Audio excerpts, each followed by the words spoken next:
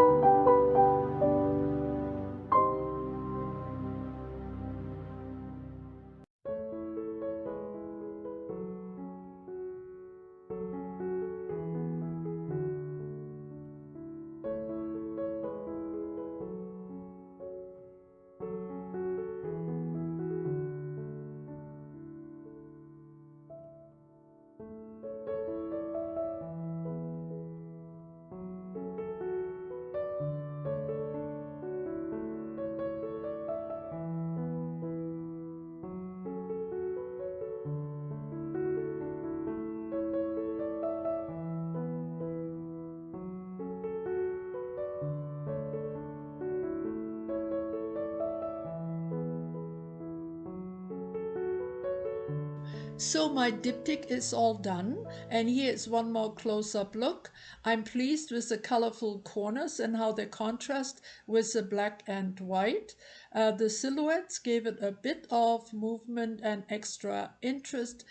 So did the gold leafing, and here the words "be authentic." It has a great feel because of all that texture I started out with, and it created a bit of a dimensional feel. Now, of course, I could have done without it. This would work on any type of flat surface as well. But now on to all your wonderful entries. I received many photos in my email. I was so pleased to see so many of you who worked with me last year, and there are also newcomers. So we have a nice long lineup of wonderful, unique creations. A big thank you to all of you. Well done. And here it is. Enjoy.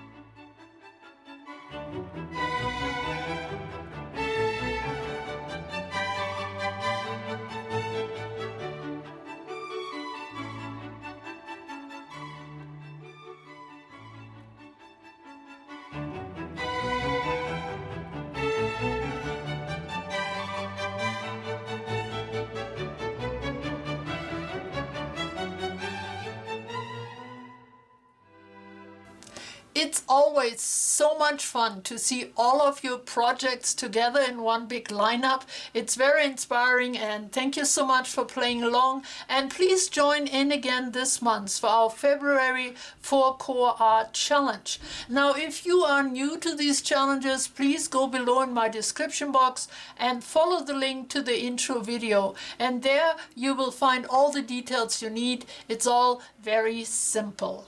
So last month we worked on a two-dimensional project. This month I want to change things up a bit and add a dimension. But how far you want to go into that third dimension is a bit up to you, and I will explain in just a moment. But first, let's just start the 4 core elements that we all will be using in this month's project. Number 1, I picked a theme, and for February I picked the human form. Now, many artists have taken this for their favorite subjects, no matter what type of art form or medium they are using. And in this challenge too, you will have lots of different possibilities or opportunities to interpret this. Now, when we create our human, you can absolutely exaggerate everything that comes with a human, but at the end it should have the basic elements: a torso, a head, arms and legs. Now you can add features, meaning eyes, nose, mouth, but you don't have to, and you can have it in whatever position you want. It could be running, could be sitting, laying down, whatever you like. So that's number 1, our theme, the human form. Number 2, we will make sure that our project has a third dimension. It's dimensional. And that will run the gamut. If you like to work on a substrate, you can absolutely do that. You can create your background as a painting or a collage, but your human who is part of that should stick out, meaning having some dimension. So you will work in a relief, meaning that you add texture paste or elements to your human on your flat background. If you like to work three-dimensional all the way, something that we can view from all sides, you again have different options. You could create an assemblage. You could make it a modeling project, a sewing project, and many more in between, and a combination of all of it. But let me explain a bit more. So if you go the assemblage route, of course, recycled materials are always the best. So here are some tins you could use for the basic outline of a head and a torso. There are, of course, cardboard boxes that work just as well. You could also add bottles for different parts of the body. Things from the kitchen work great. Spoons for arms, for legs. Let's see what else we have. We have some spools here. You could make your whole human out of spools because they come in different sizes. You can go large, you can go small. You can make your assemblage be like a statue, meaning very solid, nothing moves, or you can have joints in it. It can move around and be more like a marionette or puppet. It's up to you. Let's see, there are simple things like buttons and washers, and these kind of smaller, relatively flat and yet dimensional items could be used in a combination with a substrate. And let's see what else. I have some little kitty wooden blocks. If you have a bunch of those, you could make arms and legs out of that. Maybe some springs here. Oops. All right. From the handyman drawer. There are always clothespins. Okay, this is one of the smaller spools here. We have beads. Lots of beads can make great little creations. Some dominoes. We got some dice, bottle caps. And then there are always paper rolls. Like this one came from a tape, but you have the long ones in the kitchen from paper towels, and you can cut them to the proper size. If you have doll parts, any parts, you can absolutely add those. Now, if it's solid like a statue, you can just glue them together. If you want them to move, you can achieve that in different ways. There's always wire. There's chain, there's rope. I have shoelaces here, which are nice and strong. You can also use hooks and those ice screws. It's again completely up to you. Or maybe assemblages is not so much your thing, but you like to work with clay. There's air dry clay. You can do paper mache. You can combine things where you make the basic outline from some recycled materials and then work on top of it. You can, if you work on a two-dimensional piece, you can absolutely add modeling paste. I mean, this can also go on a three-dimensional, but here on a canvas, it can bring you the texture you need to bring out your human form. Maybe you like to work with fabric. Maybe you like to sew. You can absolutely make a puppet or doll from some fabric. You can use a sock for your puppet or doll. There's always yarn if you like to either crochet or knit. You can do that. You can do a combination of all. Yarn makes great hair. It could also work on a two-dimensional background because you can outline your human form with something dimensional. Aside from yarn, also the chain could work, or some kind of rope. All right, so those are all the dimensional items, but there are many, many more things you can choose. The main thing is that the end result is dimensional. And now we get to part 3, and in order for our human to be a little more interesting, we give them at least one accessory. He could wear a hat. He could have a bird perch on his shoulder, or maybe he has wings, or flowers, or holding something, a key, a flag, a bag, and those kind of things. There's really no end to your imagination. Something they're holding in their hands, something they're sitting on, or something that accompanies them. So that would be part 3. And then part 4, it's really not another creative step. Well, not created with your hands, more in your imagination. And that is to give your human a name and give him an occupation. Now, it doesn't have to be a proper occupation, but it could be something like this: Charlie, beekeeper. And you don't have to add it right on your project. Sometimes that doesn't work so well, or it doesn't look so great. You can put it on a piece of paper, just like I do here, and just add it to your photo.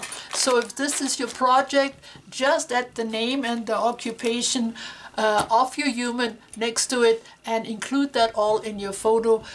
Don't have to be big, but big enough where we can read it. And that's just for fun. So come up with some original name and occupation.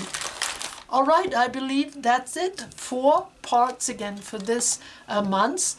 Theme, human form, make it dimensional, add an accessory, at least one, but you can add many more, and give it a name and an occupation, and make sure we can read it on your photo. So I think that's it. I think this will be a really fun challenge because there are so many possibilities. It leaves everything open, and so we should have a nice variety of entries come in. So please play along and stay creative, stay safe. I see you really soon again, latest by next Friday, and bye-bye for now.